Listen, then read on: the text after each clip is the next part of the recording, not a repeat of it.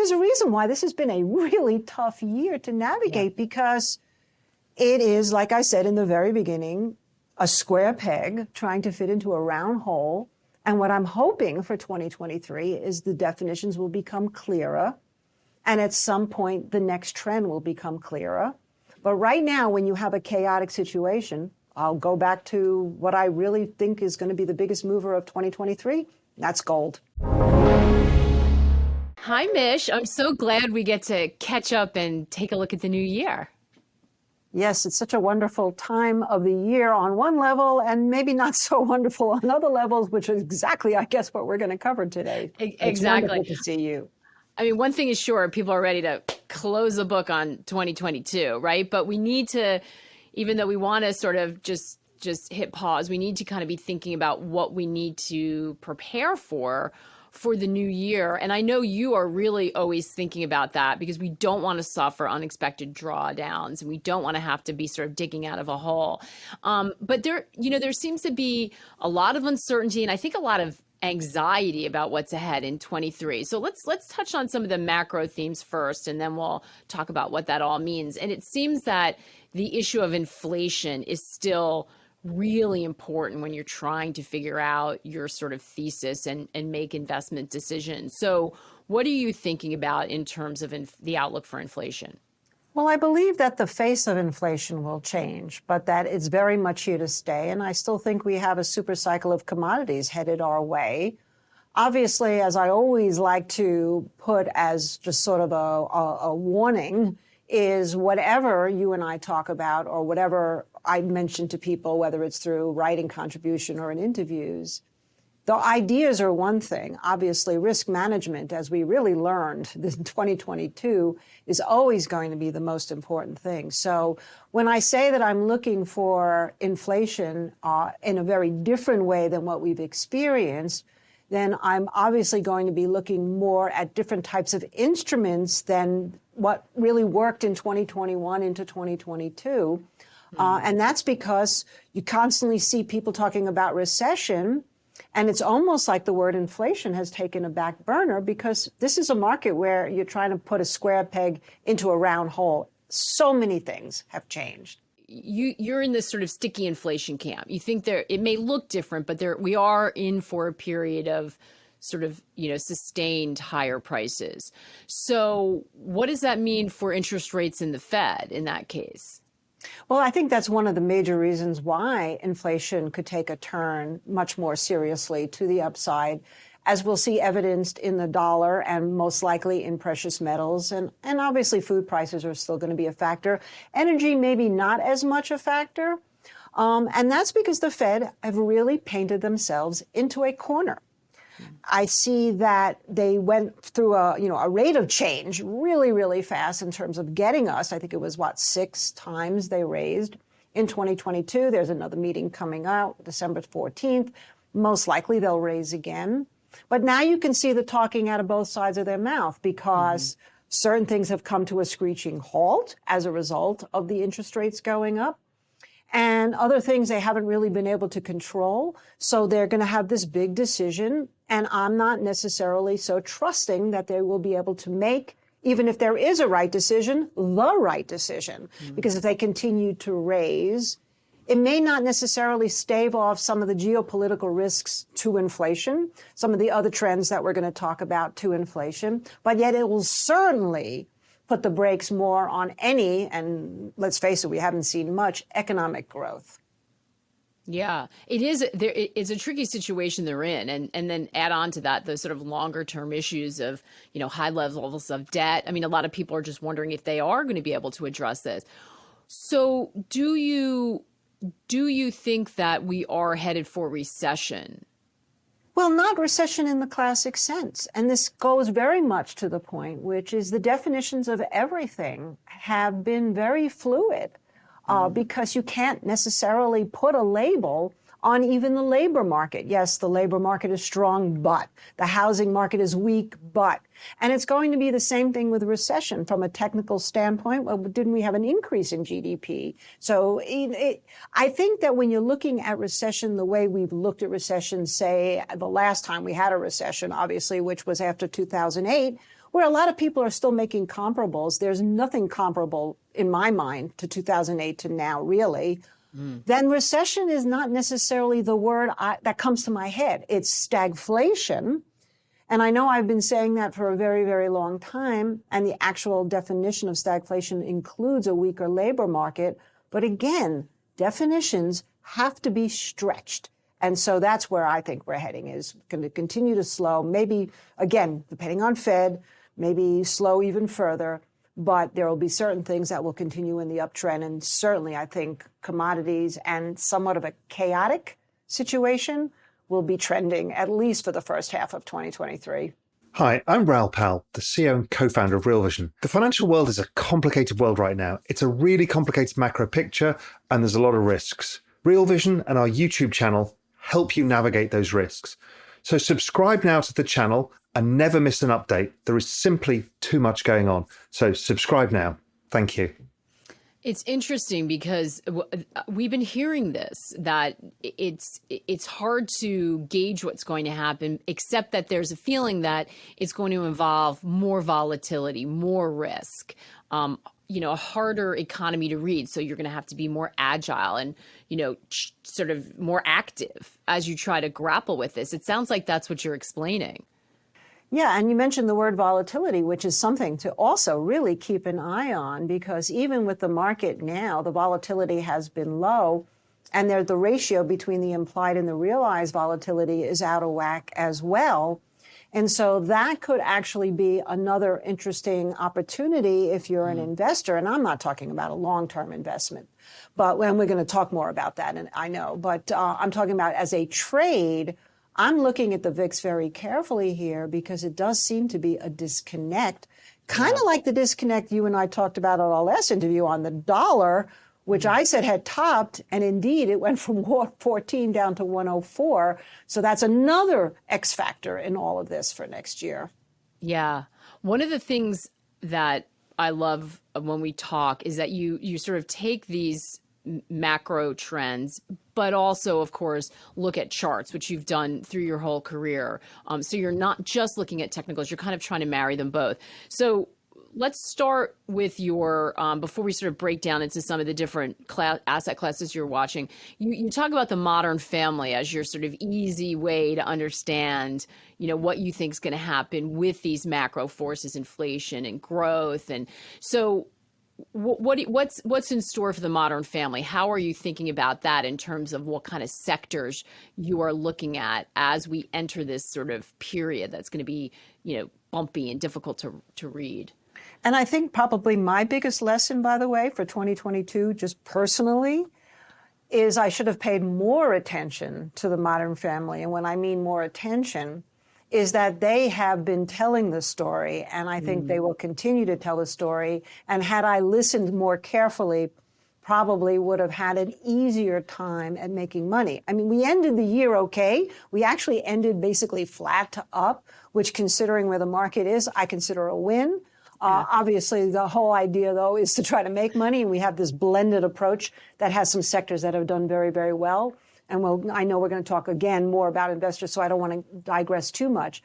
But let's go back to the modern family, because it is the nucleus of everything that we do. So if we start with the Russell 2000, IWM, well, IWM was the first index to fail at the end of 2021, while SPY continued to rally and didn't peak until the beginning of 2022. And just the same, it fell and really kind of not only led the whole movement down, but when it actually held a key monthly moving average, which I know you and I talked about, this 80-month moving average, it was when IWM went down to 162. We were holding our breath for a much bigger crash, and lo and behold, buying came in, and so the small caps started to lead the market back up. So it's so amazing, right? Where it is right now, as you and I are talking, it's literally between the 50-week, if we're looking at weekly moving averages, and the 200-week. And it's touching around that 179, 180 level is very, very pivotal for whether or not we're going to get a Santa Claus rally at the end of December, or it's going to be more like 2018, where we had a crash going into the end of December. And so I can't even tell you exactly what I think is going to happen, other than the fact that there are certain indicators that are showing more risk on, like junk bonds, but not unbelievable, just bottoming out. So what's going to happen with IWM? If we hold the 180 level, 179, 180 level, we still have to get through that 190 level. And if it does, then I would say, okay, time to maybe put some of the cash that people have on the really holding to work. If it breaks down under 180, the question's going to be, does that mean we're going back down to the lows? Or does that mean that we're going to actually break those lows and go even lower? And I'm not really sure 100% at this point. If I had to make a guess, I would think that we have a good chance of breaking those lows, because those chart points hold once, but they don't necessarily hold twice or three times. So if that happens, okay, so Russell is going to be key. What about the other, sectors? Do we need confirmation from any of the other ones, or how are they setting up to finish the year and bring us into the new year? Right. And Maggie, great question, because IWM obviously is grandpa, but grandpa has grandma, right? And grandma is the retail. And again, let's go back to the fact that you cannot put any definition into a box anymore. The consumer. Everybody thought the consumer was just going to go away. And so yet you look at XRT, which I really like looking at that particular ETF, because it's a nice blend between e-commerce, brick and mortar, consumer staples, some discretionary. And that too is holding above the key 200-week moving average after failing when we had that big down move in September and then the up move in October. And it's holding up actually a little bit better than the manufacturing side, which would be the Russell 2000. So again, it's really going to be what happens to the consumer. At what point does the consumer run out of debt that they can incur? Because we know credit card debt's gone up. Their savings rates have gone down. Are people going to start working more, taking more jobs, saving money? But right now, the consumer is saying that whatever dip we might get from this point is still a buyable dip until, I think, retail breaks down. And once the consumer goes away, then we can really start talking about the impact of this stagflation, recession, or whatever you want to call it. Right. Yeah. Especially in the U.S., where, consumer spending is anywhere from 2/3, upwards of the economy. It's interesting what you're describing with the modern family. Seems like this pivot from the goods economy to services, which is what we've seen. We've seen the goods side really slowing rapidly, but the service end of the economy seems to be holding up.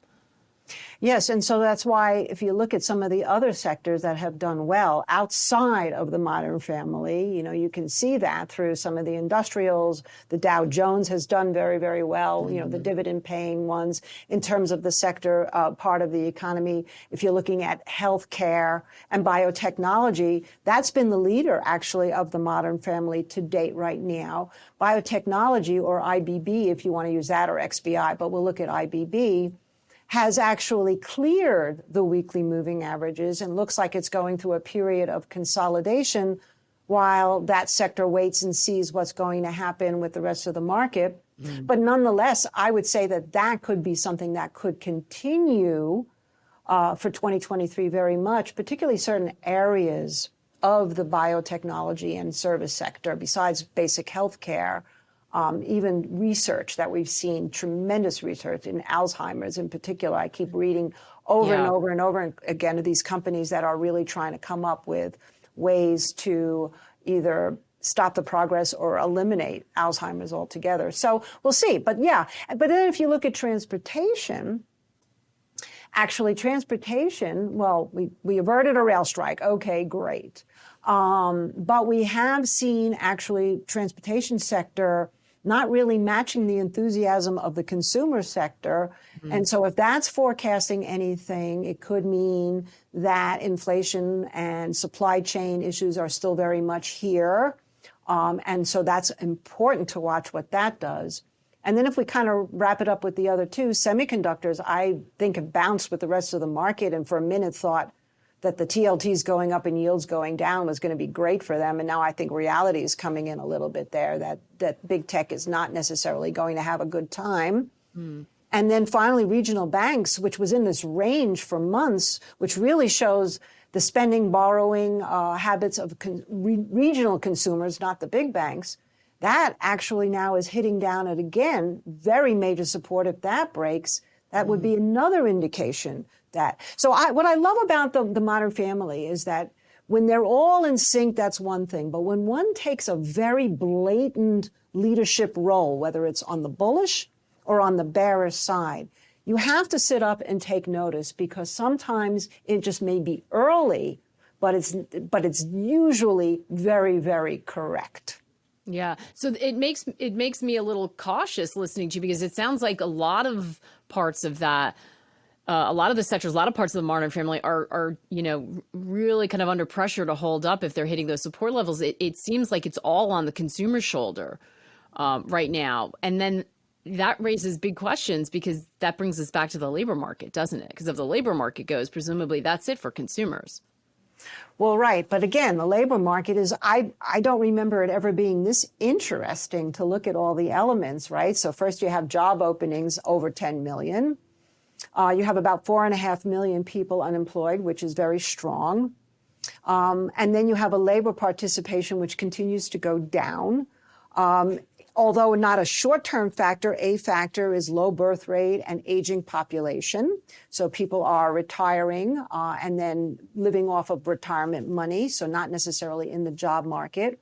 And then you have immigration, which is down at a low, and a lot of the jobs that are available were typically taken by the immigration population. And that's if you're looking at some jobs. If you're looking at other higher level jobs in terms of think tank and brain trust jobs, we're not getting a lot of people from overseas who were the scientists who helped create a lot of the technology that we've seen over the years in the U.S. So it's hard to say, are the people who are looking for jobs going to be taking up the jobs that are open? Is that disparity going to continue? Where the people who are working are going to continue to work, the people who haven't worked aren't even going to bother to look, and the jobs available. And then the final piece of that is really the most important, I think, and that's wages. Because in order for these companies to be able to compete and stay in business, they've had to pay more money to people. Obviously, we can see that's all over the place. So while you have companies laying off, you have other companies that are raising wages. It is, when you see the disparate, like you just pointed out, Maggie, Modern Family, there's a reason why this has been a really tough year to navigate, because it is, like I said in the very beginning, a square peg trying to fit into a round hole. And what I'm hoping for 2023 is the definitions will become clearer. And at some point, the next trend will become clearer. But right now, when you have a chaotic situation, I'll go back to what I really think is going to be the biggest mover of 2023. That's gold. Really? So why gold?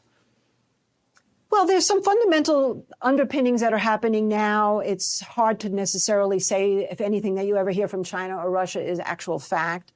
But there's been talk about changing how oil is paid for, from dollars to yuan to gold, I've even heard. You have also a situation where there's been a lot of accumulation of physical gold. So apparently there's a shortage of gold. And the last time you and I talked, we talked about sort of the modern version of Bretton Woods, where the Fed was very much buying dollars and selling gold, or central banks. And we've seen that flip now, right? Since maybe the apex on the day of our interview was when the dollar started to fall and gold started to rise. And also, probably the most important thing is, what is the most natural hard asset that people flock to as some kind of a safety play if they can't sink their teeth into anything trending, or they feel the world's on the verge of a war, or we get a coup somewhere, or food shortages continue, or social uprising continues. Whatever it is, chaos is great for gold. So we've said that all along, right? But then there are people who are like, listen, that certainly should have been in play all of 2022, well, the last 2 years. And even when all these things are lined up, gold just hasn't delivered. Well, yes and no. Yes, compared to the cost of inflation, and if we just look at the Dow Jones from 1980 versus where the gold was, and the Dow Jones is up 35 times that, and the gold really has just basically doubled, sure, you can make that case. But it actually has outperformed the market this year, where the market dropped precipitously. Gold has not necessarily gone anywhere lower than, I think, 1,700 most recently. Maybe at one brief moment it was down in the mid-1600s in terms of per ounce.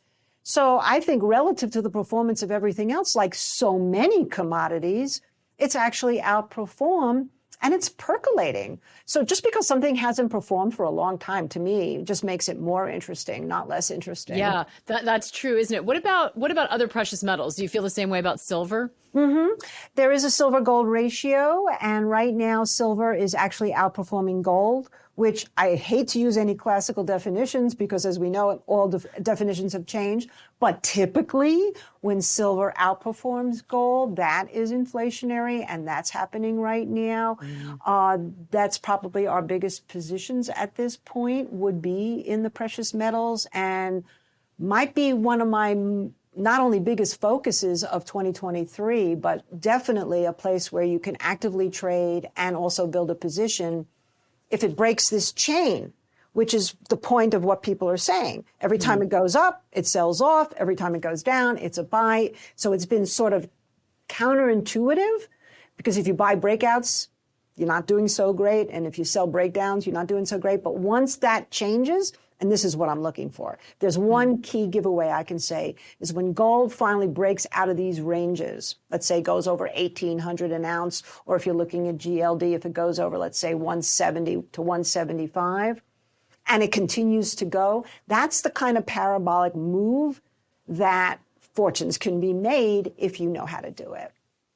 And so if we stick with commodities, does that mean that metals take leadership? What happens to oil and energy? Because that was a bright spot for people who were long that when everything else was getting killed. But is that over? Have we, or is this just a sort of temporary decline? Because we have seen a lot of downward pressure for crude. Yes, and I'm not surprised. If you look at charts from the 1970s, and I probably should have sent one to Real Vision, but I'll try to include it in my 2023 report.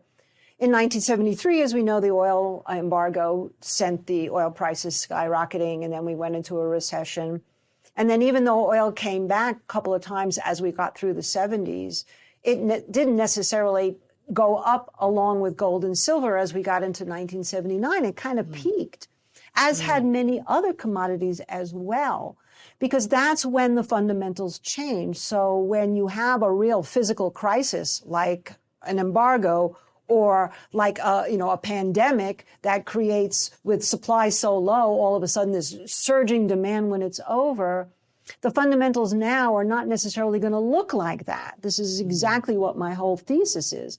What's going to change in terms of the fundamentals is the chaotic situation that can continue through sovereigns having to spend money to support their economies, through central banks losing more and more credibility, through BRICS now, which is potentially happening, which not only is a risk to the dollar, but it'll be interesting to see what happens with Saudis and China and Russia in terms of how they're dealing with oil. The U.S. opening up trade with Venezuela, so supply is a factor. I've heard and I've seen charts that show that there's almost no supply left of oil, and yet somehow oil is always continues to be around.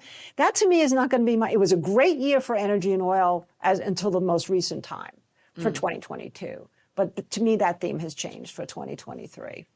What about food commodities? Because this is something I know that you watch closely, and were spot on when we saw those big moves. What's the outlook for food in 2023? Well, China's another big factor there, because remember now China's been still relatively locked down from COVID. And so you've got two major factors: is more of a rising demand in food that can happen, particularly from China. And two is you have the factor of weather and Mother Nature, and we continue to see dry conditions in Argentina and Brazil, which are big food growing regions. So if you just take a look, it's mixed, right? So if you take a look at the wheat chart, wheat has come crumbling down. And yet at the same time, I just saw a chart today that showed that wheat's production is at 2007 lows. So I would not discount that as a food commodity that could go up. But if you look at a soybean chart, it's consolidating near the highs. When I say highs, not all-time highs, but the highs that we've seen throughout 2022. With one more move up, soybeans can go skyrocketing. And if you look at corn, it's also just been consolidating. So all these food prices have come off, but not in the supermarket, by the way. Yeah, not where we need them. No, exactly. So, this is like, it's kind of like if you start to put the chain together with everything we talked about, and food, whether it turns out to be a great commodity to buy or the source of more social unrest with shortages and people just being so fed up with the prices they have to pay, that doesn't necessarily mean that the food prices will go up. And we'll talk about sugar in a moment. But it definitely will mean back to what we're saying, which is why I think the precious metals are my number one focus. Right. So food sounds a little bit mixed. So are you neutral on them? Would you be buying them, but on an individual basis as opposed to, a broader ETF? Well, like DBA, which has been so frustrating. Yeah. I think I'm looking more individually now. I haven't bought soybeans yet.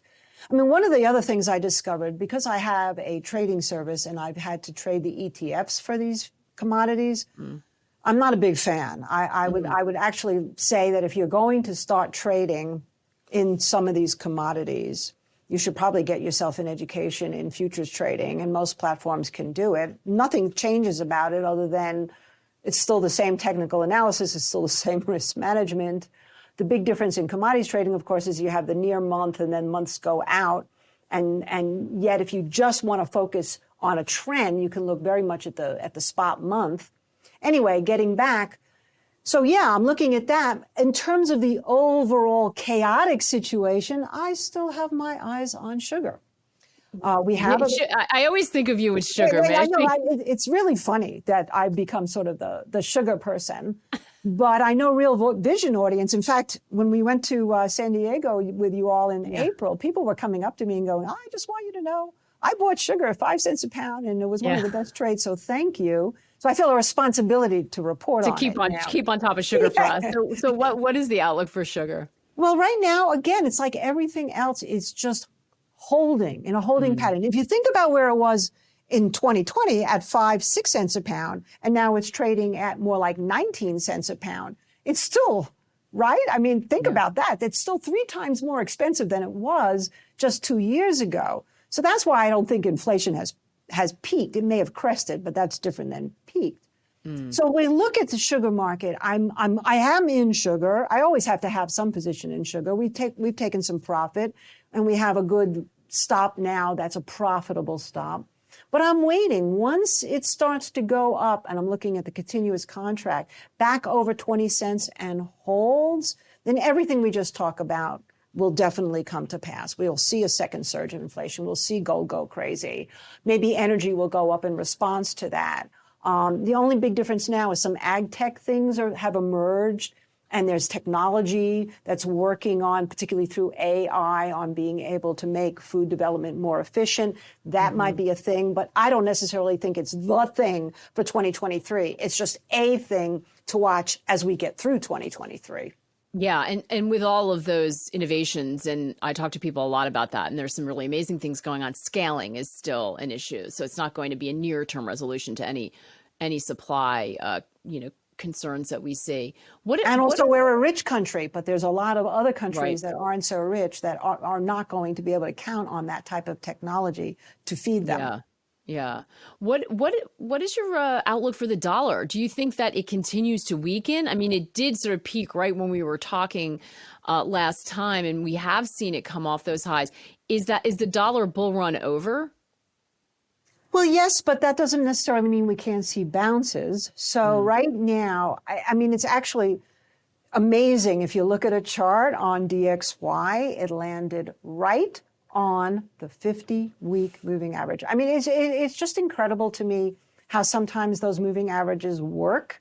And it's the basis of my whole book, Plant Your Money Tree, Guide to Growing Your Wealth, which talks about phases and these moving averages because they work. So here's what happens. So DXY, right, goes from 114. My feeling that it had peaked wasn't necessarily based on technicals. It was more of my sense of the fact that I could feel and see the flip of the running into the dollar as the market was getting ready to show some signs of a bottom as well. And it just seemed unsustainable at this point, too, that the dollar could go up much further in the face of everything that was going on. So right now, at 104 is where the 50-week moving average is. So it got oversold. We had a mean reversion. If you like to look at momentum indicators in Bollinger Bands, we've cleared it.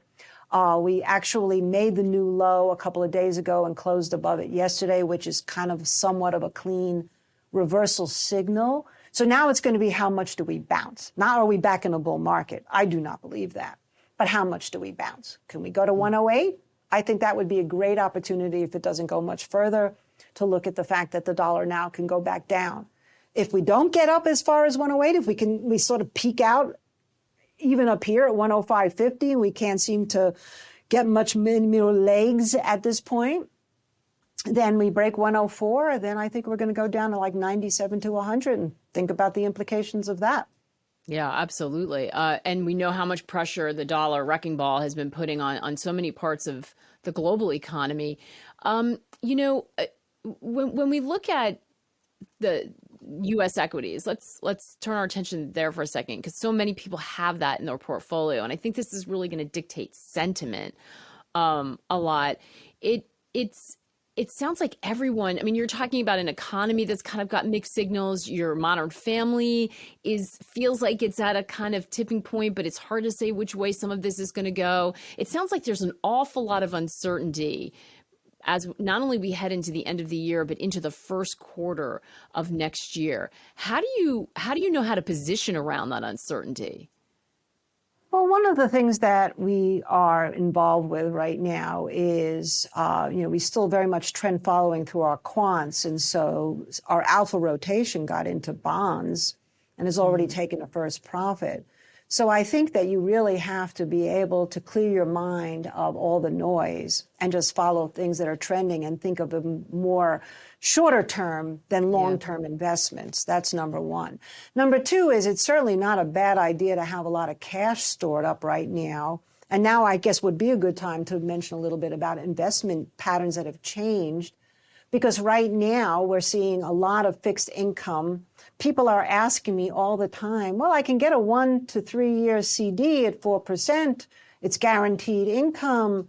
The stock market is much more speculative. Does that mean that I should be buying CDs? And I say, well, it depends obviously on who you are, what your age is, but you do have to realize that our inflation rate is much higher than 4%. So you're still not even matching the cost of inflation. Dividend buying has been another trend. Obviously, that's one of the reasons why the blue chips have done really well. And defensive stocks have done very, very well. Are there in this sort of changed environment, so the definitions don't hold, there's going to be, it sounds like, chaos and volatility.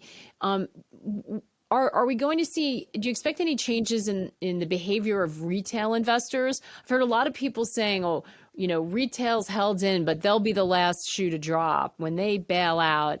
But I wonder if, it's such a generalization about a whole generation of investors. Is that a factor that we should be looking at, the behavior of retail investors? Well, there's two types of investors that I'm looking at the behavior on. One is more of the wealthier passive investors that have been in the market for years and looked at their portfolios this years and their fund managers and saw that they were down 25, 30, 35%. and now are very much, and I had a conversation with a friend of mine who is very tied into the Middle East and deals with a lot of very wealthy investors from the Middle East. And their big question right now, and I'm seeing this even here in the United States as well with some of the wealthier investors, is not so much how do I make money in the market, but how do I have good risk management in the market? So they're starting to look at funds that are more diverse and more blended in their approach. Obviously, the 60-40 didn't work out so great this year. So they're not even thinking, I want to make money. They're thinking, I don't want to lose any more money. Where do I go? So they're looking at track records on basis of that. Also, believe it or not, commodity funds had a huge boom, up 50% in terms of how much money is being allocated into the funds that typically do trade commodities. So that's on the bigger side. We bring it down to the retail side. Clearly, post-pandemic, we saw a huge surge of retail investors. And I don't necessarily agree that they're all going to just go away, because I think a lot of them, particularly the younger ones, and especially through the channels they have to talk to each other through social media, are more active, inherently more active. Options trading has become much more attractive than it ever has been, at least that I can see in the most recent years. And when I talk to the younger people, they're day trading options. They're in and out. And they're starting to realize that technical analysis is a thing. They don't necessarily may look at the charts the way I do, but they have other indicators that retail investors are looking at now. So they just have to get smarter. You know, it's like saying that after we saw the big crash in any of the big crashes that we've had, the survivors survive, people get an education. And there are always going to be people that'll go, oh, forget it, that's not for me. I thought it was easy money, but it's not. But I'd say for the most part, we're going to see just changing habits. And that's why the market could stay volatile and more active, just like we've seen. You know, you get a good low in place, buying comes in, everybody buys as soon as it sort of drifts higher or even soars higher. And then you start to see it roll back down. Everybody gets out. And I think there are a lot of people who aren't necessarily beating the market, but certainly surviving this market. So interesting. It's such an interesting spin on it, because people tend to I think people tend to dismiss it or think it was all meme stock trading, but you're describing something very different. It's almost as if the retail crowd is becoming more professional in the way they approach it, which may mean a much shorter time horizon and more volatility. And that is so interesting. Well, it's also a definition of stagflation, is that you wind up in trading ranges. If we go back to that 70s decade, we had a trading range. After things fell apart in the Dow, it basically traded within a range for about 5 years before it actually started to explode again in 1982. Finally took out 1,000 in 1982, but it hadn't broken out of that for years. So, you know, if you look at that as a comparable, we could find some kind of a trading range. People who are looking for new lows in a major crash may be disappointed. May just be we go back down to the lows and we hang out in this range, say between 3,500 and 4,000 in the SPY. That's possible. I would not rule that out. It would make it very difficult because you have to be in an active mindset. And a lot of people don't have that kind of time to trade. But then again, there's also a lot of people who aren't working. So, and also even a trend towards people who are home with children. They trade for a living now. Yeah, so if you're working from home, you can multitask in other ways. And also people, maybe you just have to be more active. I mean, you don't have a choice. You have to find the time to do it. Even if you don't think you were predisposed in that way. You mentioned the VIX before. Did you say you see opportunity around that if we are in this more volatile period? Yes. Right now, we've been very much, again, in a range. If you look at the VIX, basically trading between like 17 and 25. And so if you're a range person, if you like to look at a range with a breakout of a range, in most cases, like we've seen, things break out and then they fail because that's the nature of this type of market that we're seeing in equities. But in terms of the volatility, I would pay more closer attention in that if right now we're back over 20, if we hold over 20, if the market does not go up from here as we get any chance of a Santa Claus rally dying on the vine, and it starts to move up over 22, 23, and really over 25, then I think that's telling you that that volatility will increase, and we would have no problem buying VIX. People say it's a terrible instrument to trade, but again, if you're an active trader, you can catch a really nice move very quickly. Get in, get out.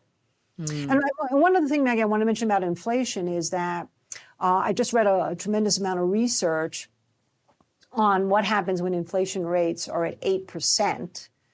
And they say statistically and historically, it doesn't just correct. I mean, this 2% inflation rate that the Fed wants to get back to is, I mean, it's bizarre. It seems completely unattainable, and most likely it will change to 3-4%.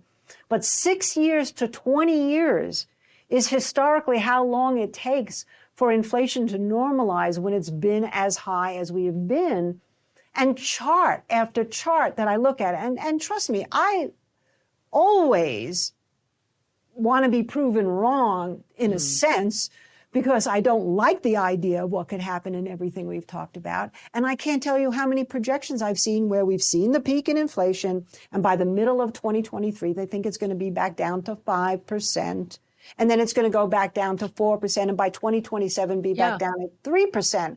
And I'm like, maybe, who am I? I'm just another person like everybody else making predictions, but I just don't see it at this point, particularly back down to 5% in the middle of 2023. That would be a Herculean task. And even if the Fed totally pivot, or should say, forget about pivot. We know that will definitely not happen if they pivot. But if they tighten further, if they can get those Fed funds rate, people say top out at about 5%, is that really going to drive inflation down another 3% from here? Yeah. It almost seems like you'd have to have a really severe recession for that to happen. Right. And then the Fed wouldn't have the capacity really to continue to hike into a recession, because you're going to get a major revolt on your hands all of a sudden. I mean, people will just, I always say, how far can we push people? Paying higher rates, higher inflation, wages not keeping up, even the safety CDs not keeping up with the rate of inflation. Housing prices, they've come off, but they're still relatively high. It's just normalizing as I see it. You say, at what point do people go, that's it, I've had enough? I don't know. Yeah, there's certainly that question and issue around the world. I mean, we see the rise of populism and anti-globalization, and these are all, I think, add to the uncertainty that you describe as we try to look out to 2023. Mish, so let's talk about some individual picks, because you do have a couple. So what are you looking at? What interests you? Aside from gold and silver and metals, which we know you like. I added a little bit to the list since I spoke to you this morning about what we were going to talk about. But let's talk about a little bit the ones that I gave you, right? So one was One World SPAR. I'm sorry, I was looking at the screen there just to see where it was trading right now. So that's OSW. This has been a stock that has intrigued me for a long time now because I had done a big research project for the Bogu Forum in China several years ago. And it came up on the screen as I was scanning stocks in China. And even though it's not necessarily a Chinese company, and even though we've just heard recently that the service industry got a little bit hit in China, well, when people are home locked up, that happens. But that doesn't mean it's years. For years. Right. So now we're going to get a surge back in the service economy, I believe, in China once things open up. It's not going to stay shut down forever. So besides the consumption issues that we talked about with food and oil, we also have to look at what's trending in China, which is the old generation, the silver generation. They have actually become more westernized as they become more middle class. And One World Spa is really, it's a service that deals with travel. And we know the Chinese are probably dying to get out of the country and travel again. It deals with some very good self-help type stuff, gym usage and things like that. Technically, it's sitting right underneath 1040, which is a very, very important line in the sand because that's where the 200 week is. And it's neutral. There's no slope on it. It's just flat. And it's been trading in between this range. So once it gets through that 1040 level, particularly on a weekly close, we'll buy it. Let's put it that way. And the other one I gave you was Floor Construction, which was a stock that we did very, very well in last year. Haven't really traded much this year. And then I saw it broke out of a range, and now it's been consolidating. So I haven't done anything yet because obviously if the market doesn't cooperate, everything will go down, or I should say not everything, but something like that will go down. It's tied to infrastructure, which is going to be the big question for 2023 is, are we going to get to see more development in this country in terms of build back better? We don't know. We don't know. We have a House now that's mixed, even though the Senate, I think, stayed blue after the runoff. Yeah. Traditionally, infrastructure is something that both parties can get behind because, you get to bring those projects to your state. So I think that despite all the animosity, that's typically a bipartisan issue. Typically, yes, but we haven't really seen any movement in infrastructure through either administrations, Republican or Democrat, in quite some time. It's a long time coming. It would be wonderful to see happen. So is that stock more of a second half 23 when you see whether we can get through, how the broader U.S. equity market holds up and whether we get any movement on infrastructure? What would be the catalyst for you to buy that? Well, one would be technical. If it continues to hold up in these levels that it just broke out of, which is really basically over, let's call it 30 to give it some wiggle room, and it consolidates and we get into 2023 and it looks like, people are rolling up their sleeves to try to get things done and move things along. In the government, infrastructure will be way top of the list, obviously. Then I think it would be not only from a technical standpoint, you'd have a good risk, but most likely from a fundamental standpoint, it would be a good thing as well. So that's why that's made the list. I also, believe it or not, I've been reading a lot about EV batteries. And lithium. And the company, again, I'm going to look at my notes so I don't say it wrong, Tetra Tech, came to my attention today. And I'm sure, Maggie, you talk to so many people who are, so much more involved with these companies and these fundamentals. I kind of search and find, and then whatever resonates is kind of what sticks into my brain. And this was one that did, because they're looking at making batteries without lithium through zinc bromide. And that would be huge, obviously, because the reserves of lithium, like copper, are really, really low. And so T-Tech is another one that I've been sort of looking at right here. But again, it's broken out. It's actually in a much better phase than a lot of the other equities I've looked at. It would be something to keep an eye on. I don't know if I necessarily want to run in right now in December when people are starting to scale back and getting ready to take their breaks. Like you said, fed up, just tired, close the books.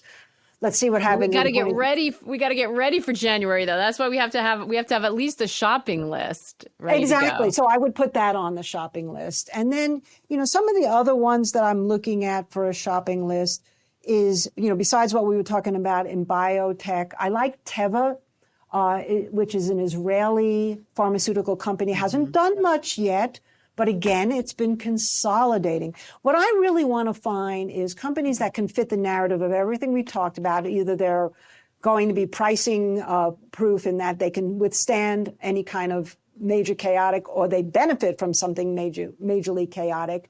And it's not necessarily commodities based, but more in terms of the needs of what people have to have. Then biotech in itself, if we just look at IBB, we talked about that, 130, 135 consolidation. Teva would be one. There's a couple of other companies out there. Obviously, if you look at some of the classic ones like Biogen and Vertex, they've done very, very well. And as I mentioned earlier, the Alzheimer's research is something that really interests me. So if we wrap it up, it sounds like this is an environment that's it's going to be difficult sledding. There's a lot of uncertainty, a lot of the sort of old benchmarks, definitions, and rules are morphing and changing. It sounds like, certainly what worked before, and we've heard this, what worked before isn't necessarily going to work. but it lends itself to your style, doesn't it? Because you have a trader mentality and you kind of overlay macro with technical analysis. So it sounds like you're planning on being pretty nimble in Q1. Is that right? Definitely starting out that way. We'll want to see what happens if and when dust settles. Then I would have no problem becoming more invested. But like I said, right now, the little voice in my head that I hear over and over keeps telling me gold, gold, gold. So I don't think you have to have 25 positions to prove that you're a great investor or trader. Don't forget, I grew up in a situation in commodities where most of the guys, like Paul Tudor Jones, for example, made their fortunes in the super cycle of commodities, trading just a few commodities. They didn't also, they developed portfolios as we got into the 80s and 90s, but they made their fortune during that period of time just trading very few instruments, the commodities that were hot, and running from one pit to another. So if gold was starting to go up in volume and activity, everybody would run to the gold market and buy gold. And then if the oil market started, and it was constantly that rotation. And that's how I've been trained, is I'm looking for the rotation. If something dies, I'm gone. Go and find the next thing. And if commodities are going to be hot, great. And if it turns out that any of these other things we've talked about turn out to be hot, great. Like I said in the very beginning, risk management is everything. Mish, it is always fantastic to catch up with you. Thank you so much. Maggie, thank you so much. It's been such a joyous year, mainly because you're in it in my life and in our lives in Real Vision. So thank you all very, very much. Oh, that's great. And Happy New Year to you. Happy New Year. My key takeaway from this conversation is courtesy of Led Zeppelin 1971. There's a lady who's sure all that glitters is gold. Gold is one of Mish's top picks as we head into 2023. In fact, it's one of the few things she feels outright conviction on. Mish expects the start of this new year to be chaotic and volatile. Much like Diego Perea, she believes inflation will stay elevated and volatility will be a constant theme. She feels that should benefit golds and other precious metals. Big picture, she still thinks commodities are in a super cycle, but energy will no longer provide leadership, at least not in the way it has. In fact, she cautions against broad baskets of commodities and thinks this is the time to educate yourself and trade in individual commodity names. Patience and risk management will be key, but for those who can navigate the rocky start, 2023 will provide opportunity. Mish is looking at some individual names in the EV battery space, wellness and leisure in China, engineering and construction, and biotech. In the short term, however, Mish advises less is better. Pick a handful of trades you feel really confident about and ride them up. That will put you in the best position to take advantage of opportunity in the back half of the year.